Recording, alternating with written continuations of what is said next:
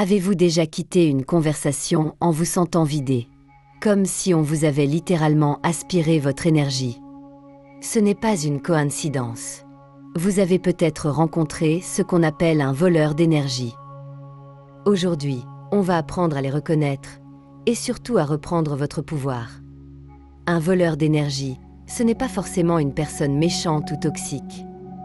C'est souvent quelqu'un qui, consciemment ou non, se nourrit de votre attention, de votre gentillesse ou de votre lumière intérieure.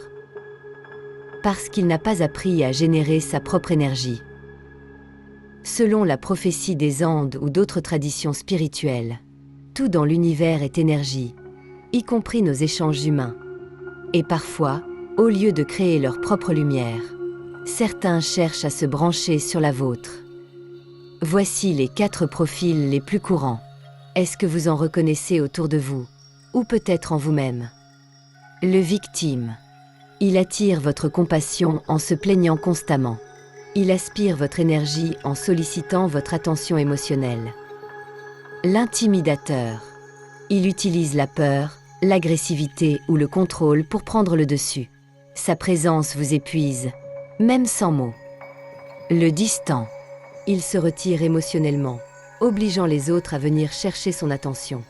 Il crée une tension qui attire l'énergie. L'interrogateur. Il remet tout en question, critique, cherche à vous déstabiliser, pour se sentir supérieur. Tous ont un point commun. Ils cherchent à combler un vide intérieur en utilisant votre énergie. Comment savoir si on se fait aspirer? Voici quelques signes que vous êtes peut-être en train de perdre votre énergie. Vous vous sentez vidé après avoir vu une personne. Vous doutez de vous ou vous vous sentez émotionnellement confus. Vous avez du mal à penser clairement. Votre humeur chute brutalement après un échange. Si cela arrive souvent, ce n'est pas un hasard. Votre champ énergétique réagit à une influence extérieure. Comment reprendre votre pouvoir? Bonne nouvelle, vous pouvez reprendre le contrôle. Voici 4 clés pour protéger votre énergie. Prenez conscience.